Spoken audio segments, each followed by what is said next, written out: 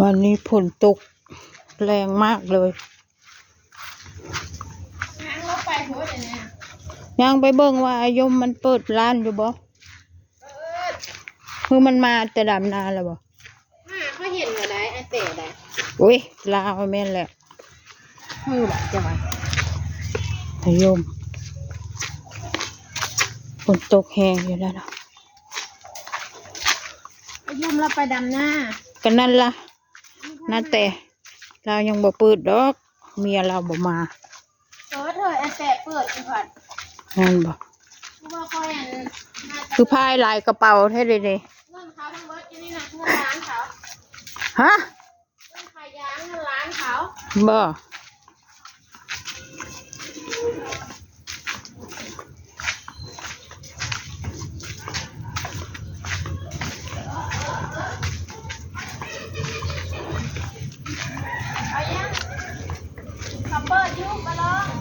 บ่จะไปใช้นี่ใช้ชิ้น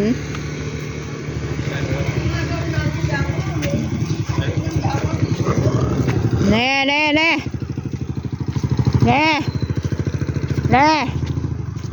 โอ้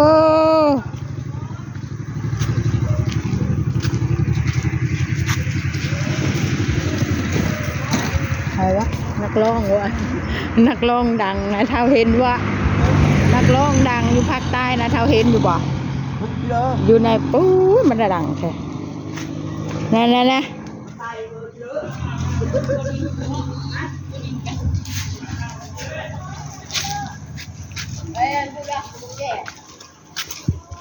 ชื่อจังเลยเน่น่ะมีได้เบิ่งว่าใน YouTube มันดังอยู่ดงจะได้อยู่ในหันไกลสวนกันนึงเน่ดังมันไปเวทีโลกฝนตกแห้งขนาด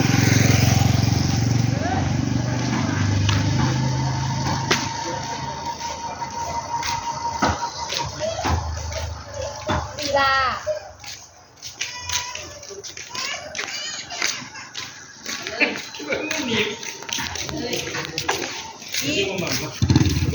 ปูชำแม่แล้วว่าใหญ่กว่าแม่ขึ้นได้ปุ๊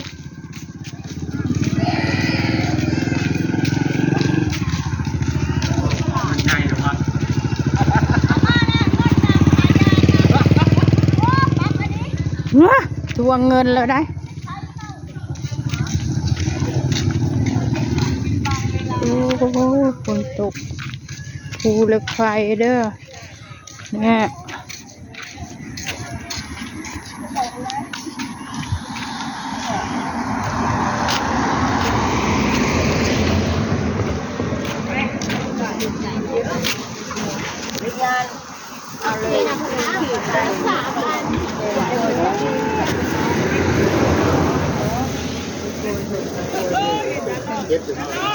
ฮะ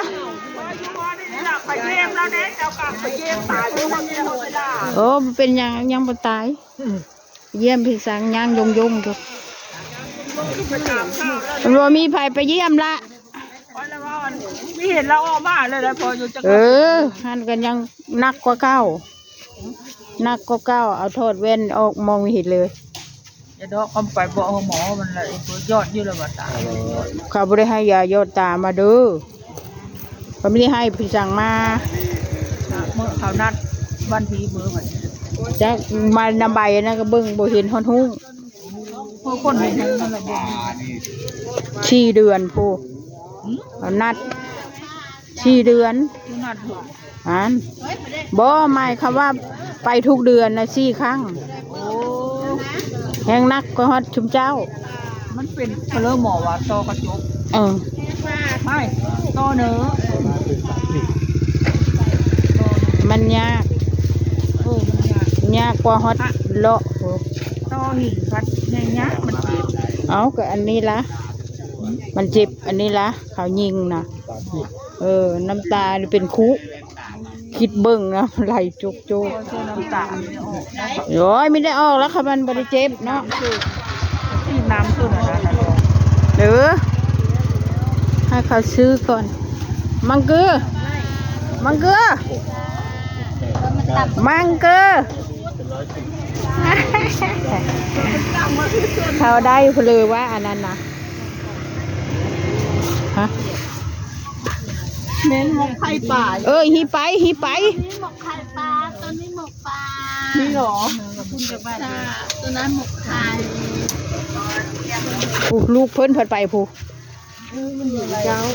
เห็นเพลอมันเป็นเพลอกับยายนะมันเป็นเพลอ ตกแห้งขนาดแบบกระดู ตับเดียวน้ำเต็มเลยปะแดง โอ้ยมันเลยละเต็มตกซำนี้ซื้ออีหยังอ่ะนะดูดเพิ่นน่ะนะ อันนี้จะบ้านแม่ยิ่งเพิ่มใช่ของคนกันได้ 10 20 30ราคาจ้าหมู โอ้ยสวยว่ะ ได้เดีย ดูฝนนะมันลงอีบ่ฮะมาจากบ้านนี่ อันนี้10อย่างนี้เมื่อกี้มาแห้งอยู่บ่ แค่เป็นอกอย่างกับพันนึงไม่ได้เป็นเก็บไปอันตัวนั้น นั่นแหละยังว่า ไม่ได้แซ่บ ตกมากันไม่ได้ดันหน้าเธอนี่ พูดมีคนไม่ได้ไปแล้วไปมื้อเช้า เพลอนี่ปลาชับเบิ่งคน คนปลาแมงดา ปลาคนแมงดาบ่นี่ ปลา ที่เรื่องอะไรเหรอแก้วกระป๋อง ขณะเจียกระป๋องนะแซ่บอยู่บ่เด้อ แซ่บได้ แซ่บ แย่ซิมเลย เดี๋ยวเสียไป ไม่ได้ใส่แมงดา ไม่ได้ใส่ จ้าแต่สุกแล้ว ทำไมมันไม่ใส่วะ ไม่ใส่ อันใส่ บางคนไม่ชอบกินแมงดา ค่อยชอบไหม ก็เลย ใช่ปลาแดกบ่นี่ จ้าแจ่วบองแจ่วบองนี่น่ะแซ่บอยู่แจ่วบองทรงเครื่องอยู่ได้ปลาส้มน่ะแซ่บนะนั่นน่ะแซ่บนะปลาส้มน่ะเอาไปปิ้ง ไม่ยังอาชาอันนี้เบิ่งดู เลือไก่แจ่วบองบ่ได้แจ่วบองเอาไปดิคุมจักบาทเจ้าค่ะลาบป่านะ ชิโร่กินเลยกินเลย เอาออกมา กินเลยค่อยจะกินอันนี้ ว่างให้มันลาบปลาออกไปนี่ลาบบานผักนะออกมาให้หมองมันว่าง อันนี้ไปให้เขาเนาะชิโร่ไก่เบิดแล้วไก่ ที่เด็ด ๆเหลือแต่ ไม่ใช่ เหลือแต่ปีกปลายปีก10 บาท ปีกเหรอโครงไก่เบิดเลยเนาะไม่ยังอาชาอยู่ในเบิ่งดู เพลือนี่นะก้อยบ่ ก้อยปลาก้อยปลา เออ ก้อยถุง อันนี้เป็นยังอาชาเลย นี่ปลาแห้งปลาแห้งจ้า เอาไว้ก่อนอันนี้ก็จะเอาก้อยถุง นี่ว่า ก้อยผมก็อร่อย ก้อยเป็นถุง ชาไก่บ่เนี่ย ลาบเพื่อนนี่ โคไก่คั่วไก่ ขัวไก่หวานๆนะ อะไรคะ หวานๆนะ ลาบ ค่อยไปกินค่อยบ่มักหวานค่อยไม่มักเนาะ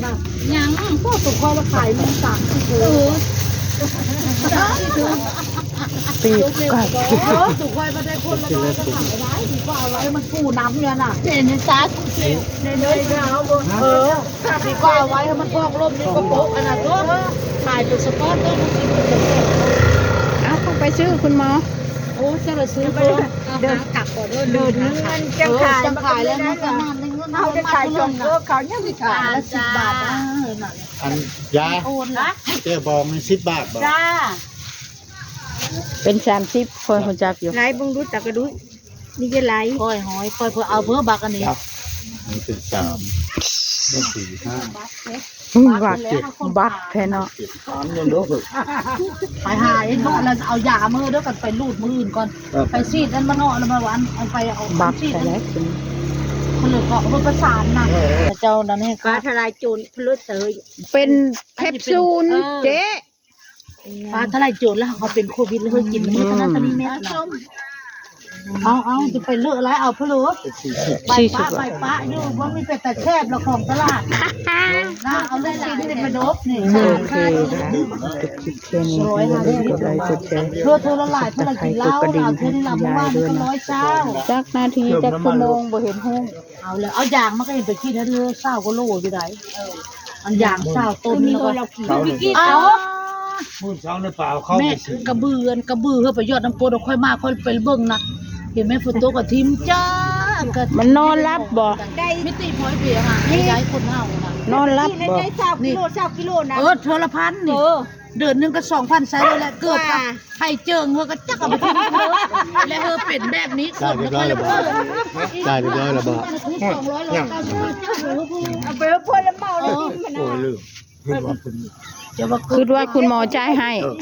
ตอนนี้คือ คิดว่าคุณหมอจ่ายให้เราก็ได้ สีดำก็สีส้ม เอาถือ จังว่าสังเวชเวทนา เบื่ออันนี้นะแต่ว่าห้าเขาเป็นนั้น นี่ พอกัดพัดช้างด่าเพราะเอาไปเล คั ย นเอารถเฮาขี่เพิ่นไปเมาแล้วจอดกุญแจข้าไว้แล้วเมาที่ไหนนอนนั่นไม่รู้เรื่องแล้วยืดรถแล้วเห็นอายยางโอ้สังเวชเวทนาแท้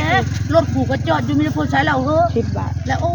จะมากลับ จะมาเห็นเมาพันทีมี่ ทีนี้ แม่นอยู่บ่ เอาไปบ้านใหม่ก่อน 5 บาท ได้ก็ได้ มันคือมัดทีเดียวอยู่จะดอก ใส่ผัวแล้วผัวก็จมแล้วโอ้ เพื่อว่ามาส่งผู้ใหญ่เงิน โหคำไม่ได้เวท ใหญ่ เพื่อ เงิน หา มาจบจะได้จบแล้วค่ะวันนั้น เขา เนาะ ลำคาญ กลุ่มนี่ก็ตื่นมันมาเลย เขาลำคาญเขาเย เอา อะ มา มากวิทย์ 5 บาท เงินมาส่งจบได้จบแล้วค่ะก็ยานนั่นเป็นตัวนี้ ยานมาเขายุบมัดไปยืด ตะกระดุย รอดพื้น บ่แม่นว่ะ